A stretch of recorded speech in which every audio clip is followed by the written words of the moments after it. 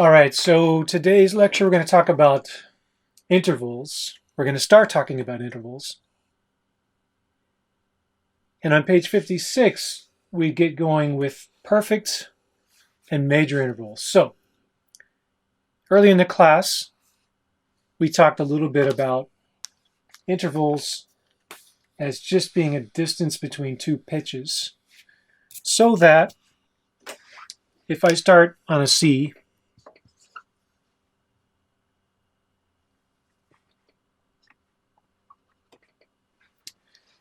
and I just count lines or spaces, line 1, space 2, line 3, space 4, line 5. Then the G in this case is 5 notes higher than the C. That's fine. And for the first part of this unit, we can pretty much do the same thing.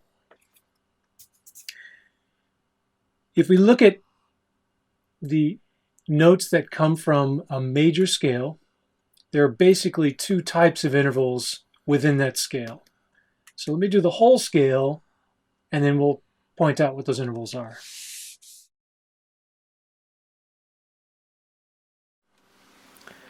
All right, so starting from the bottom, if we just number the notes,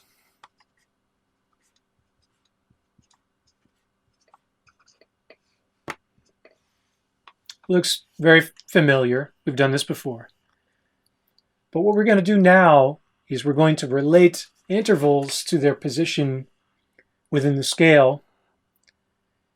And we're going to start naming these intervals specific names so that certain numbers we're going to call perfect and other numbers we're going to call major. And the ones that are perfect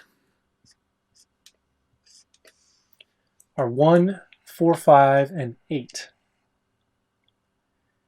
The ones that are considered major are going to be 2, 3, 6, and 7.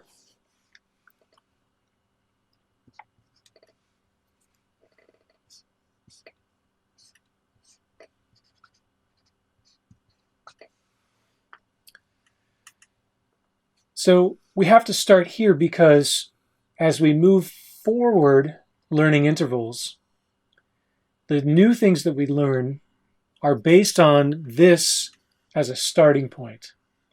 So we have to get the major and perfect intervals figured out first. Perfect intervals are going to be the same pretty much whether you're in a major or minor scale, but the other ones are going to change. So we start with this. The perfect intervals are 1, 4, 5, and 8. And the major intervals are 2, 3, 6, and 7.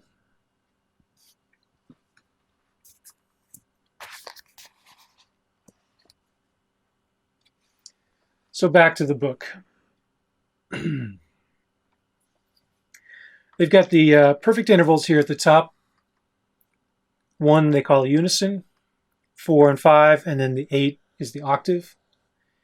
And the rest are just named after the number that they are, like 2nd, 3rd, 6th, and 7th. And then they've done pretty much what I did on my whiteboard here, showing you the distance from 1 to each of those numbers. So if you do the exercises on the bottom of page 56, your only options are really to count lines and spaces to figure out what the number is, and then to label it as either being a major interval or a perfect interval. Okay? So you got to remember 1, 4, 5, and 8 are the perfect ones, 2, 3, 6, and 7 are the major ones. And then you're going to label it as like here, like it says major third. If you look at F to D, the distance from F to D is a 6. And we're assuming right now that everything is from a major key. They're not throwing us any curveballs yet. So if it's a 6, that automatically means it's major. So this would be M6. This is a unison, so we would call it a perfect 1, or you could call it a perfect unison. So try these out and just assume that the two notes are coming from a major scale. So that's where we start. Later on it's going to get a little more tricky, but if you assume that the bottom note is the first note of a major scale, then you can identify the second note as being the number, and if it's perfect or major. Cool? All right. You can replay this if you want to. I'm going to go on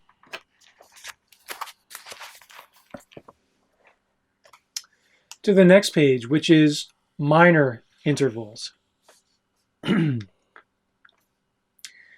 on the previous page, we said that the only intervals that can be major are 2, 3, 6, and 7.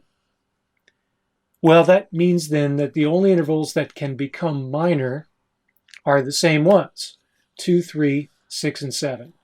Perfect intervals will never be minor. All right? They're going to be something else, but they're not going to be minor. So the only intervals that can be minor have to start out as major intervals. And to make them minor, we simply lower them by 1/2 step. So you got to start with a major interval and then lower the top note by 1/2 step. So they're kind of showing you here in the first measure as it relates to the key of C. If you go from C to D, that's considered a major second because D is in the key of C. But if we take the D and we lower it with a flat sign, it becomes D flat. And that makes it a minor second. So let me play this on my little tiny keyboard here. Here's a C. Here's a D. That's the second note in the key of C. So we call it a major second. But if I take the D and I lower it by 1/2 step, then the distance from C to D flat is a minor second. Also happens to be the smallest interval that we have in the Western scale. Let me show you a couple more. So in the next measure, they're giving us an F and a G. Well, they've given us the key signature for F. It has 1 flat. Hopefully we've learned that now that you've been working on key signatures. So F to G is a major second because G is in the key of F. And the second note in any scale, any major scale, is a major second. So then in the second example, they took the G and they lowered it 1/2 step with a flat sign, which makes it now a minor second. So I'll play this one for you and you'll hear the same thing. Here's F to G. That's a major second. But if I lower the G by 1/2 step, now we have F to G flat. And that's that 1/2 step where you get eaten by a shark, if you remember that. So they keep going, and I don't have to go through all these. You can kind of work on the exercises, but basically they take you through all of the major intervals, seconds, thirds, sixths, and sevenths, and just show you that if you just take the major interval and you lower it by 1/2 step, it gives you a minor interval. So again, major intervals can become minor. Perfect intervals cannot. They become something else. All right. Don't know what else to say about that. Maybe I'll demonstrate actually the third. So if I play C, middle C here, to E natural, that's the third note in the key of C. We call it a C, sorry, we call it a major third. It's 3 and it's from the major scale. If I take the 3 and I lower it by 1/2 step, now we're playing a minor third. And you can tell that it sounds different, right? Here's the happy one. Here's the kind of sad one. So you can hear the difference, and hopefully on the keyboard and also on the sheet music or on the staff, you can see that it's different as well. Major third, minor third. So far so good? I hope so. I'm moving through these kind of quick, and I would assume that you would kind of go back and rewatch this stuff or just practice the little examples at the bottom of the page. All right, so now we're going to slow down a little bit and we're going to learn about two other kinds of intervals. So I'm going to erase this stuff. All right. Back to the book.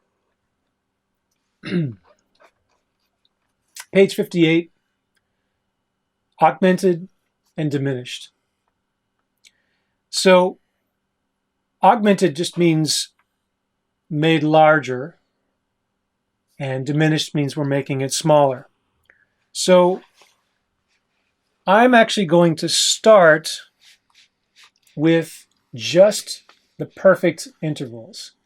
They kind of do all of them, and I think that's a little bit of a mistake because it's kind of complicated. But let's just start with the perfect intervals first. So a minute ago, I told you that there was the only kind of thing that could become minor was a major interval.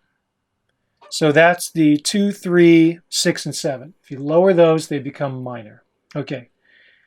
Perfect intervals never become minor, but if you lower a perfect interval, it becomes diminished. So if I take, let's say, C, and then my first perfect interval above C is an F.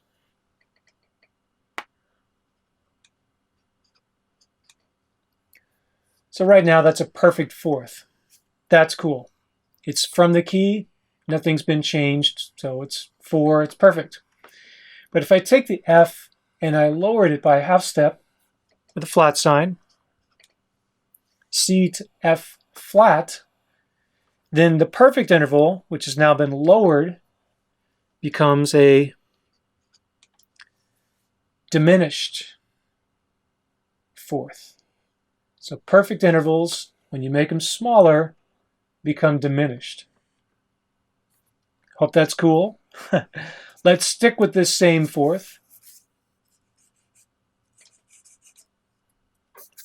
So now if I take this perfect fourth and I raise the perfect interval with a sharp sign,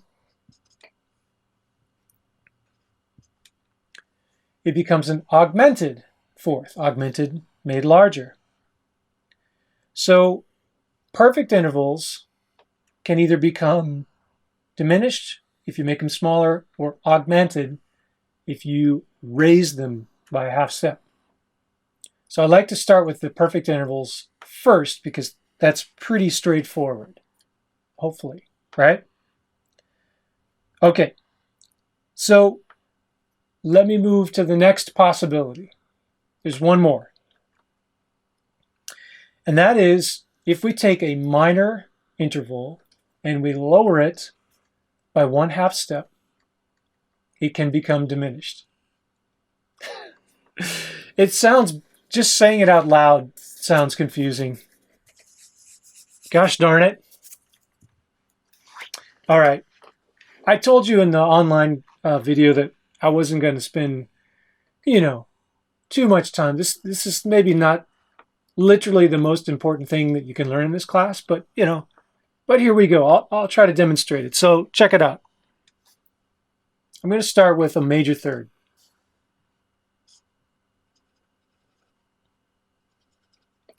All right, C to E. Major third. It comes from the scale. It's in the key. It's a 3, so it's major. If I add an E flat, it becomes what?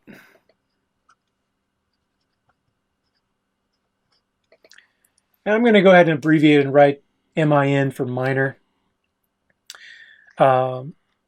Big M's and little m's, sometimes people will use like a big M for major and a little m for minor, but I don't like that system because what if you write something like, that? I don't know.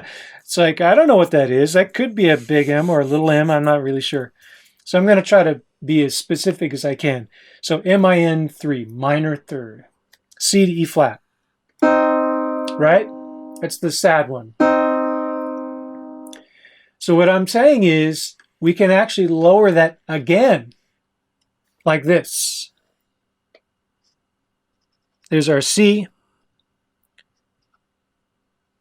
There's our E flat, minor third. And now check this out. This is nuts. I can add another flat sign. E double flat. What the heck is that?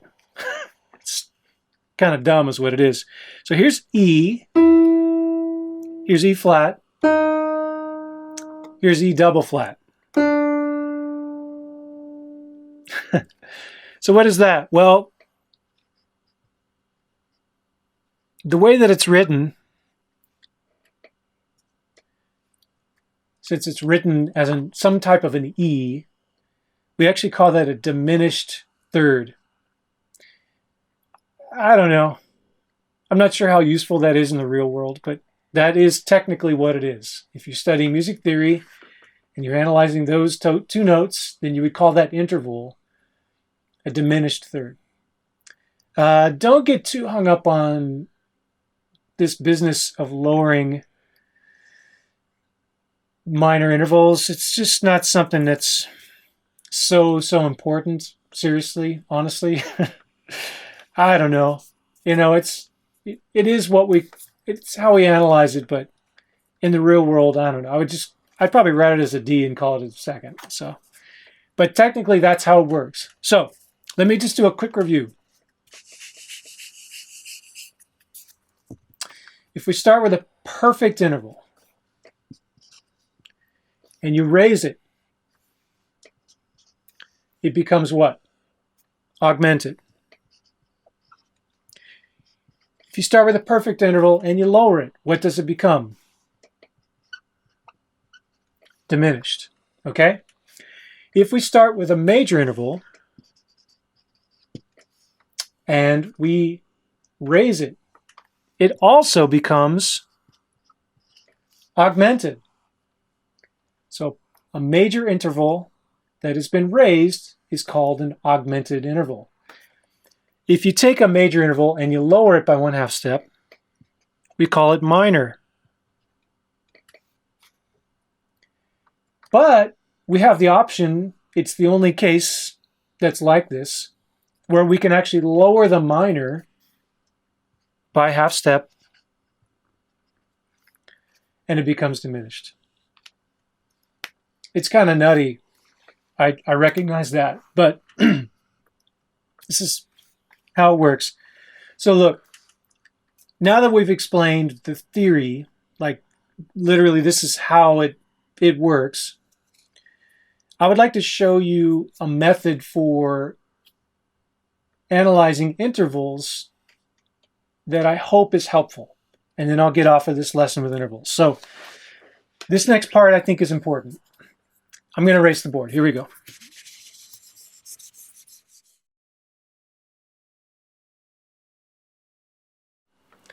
How do we identify intervals? Okay, you're going to do these things in this order. First, I want you to look at the bottom note. Second, I want you to put yourself in that key. What does that mean? Well, whatever the bottom note is, I want you to pretend that you are now in the key of the bottom note. So here, the bottom note's an F. So I'm going to put myself in the key of F major. That's got 1 flat. Now we're going to look at the top note and we're going to ask ourselves, is it in the key? So here's an F, here's a C. Is C in the key of F? Well, yeah, it is. C natural is in the F major scale.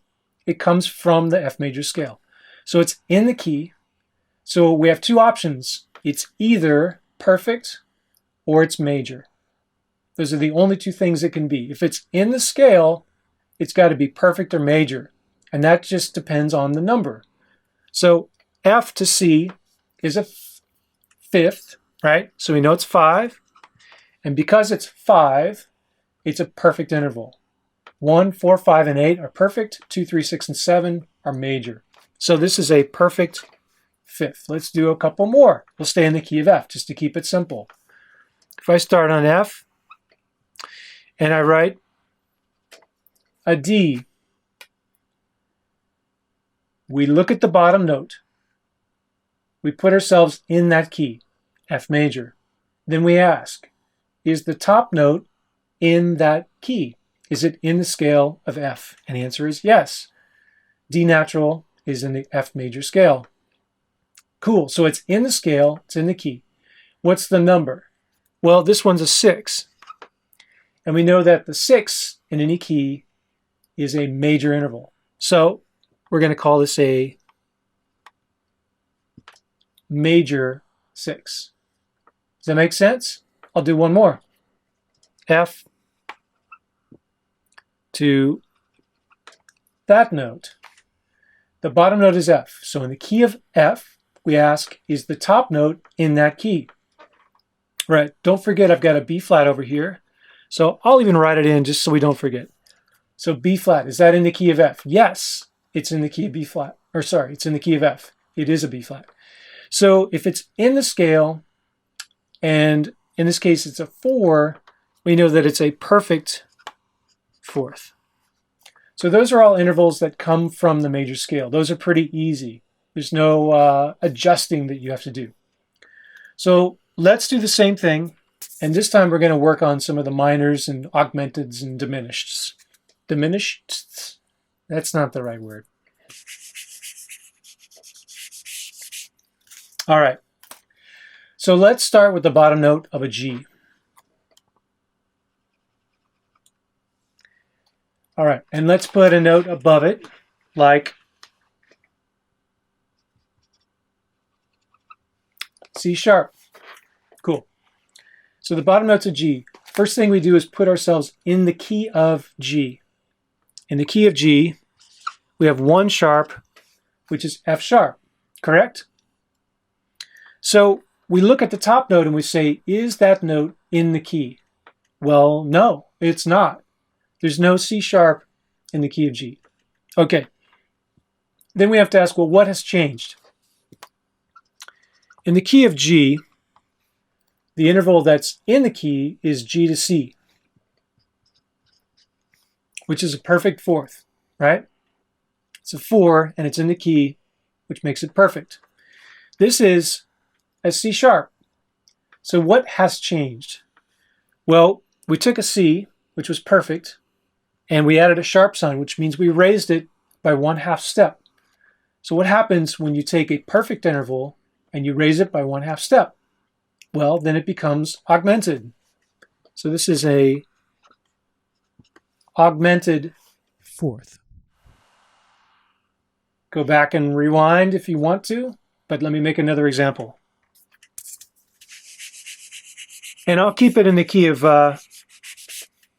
G. I'll even put a key signature over here. So let's start with the G on the bottom.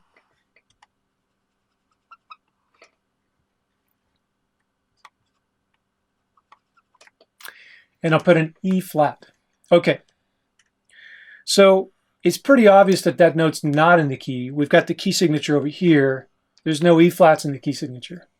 But let's first start by looking at what would be in the key.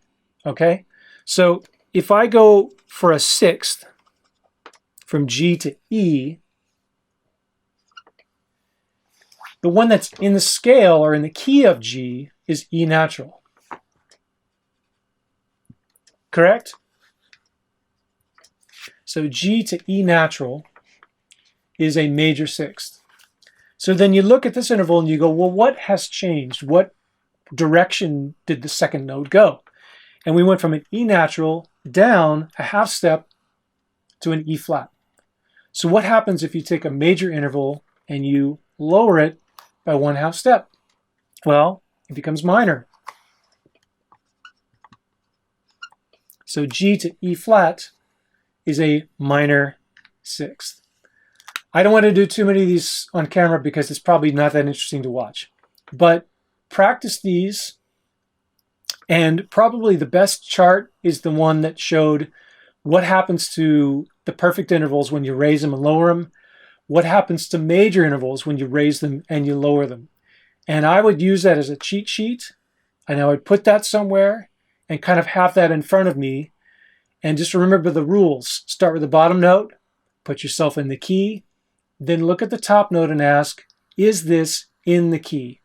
And if it is, it's perfect or major. And if it's not, you got to figure out what's been changed.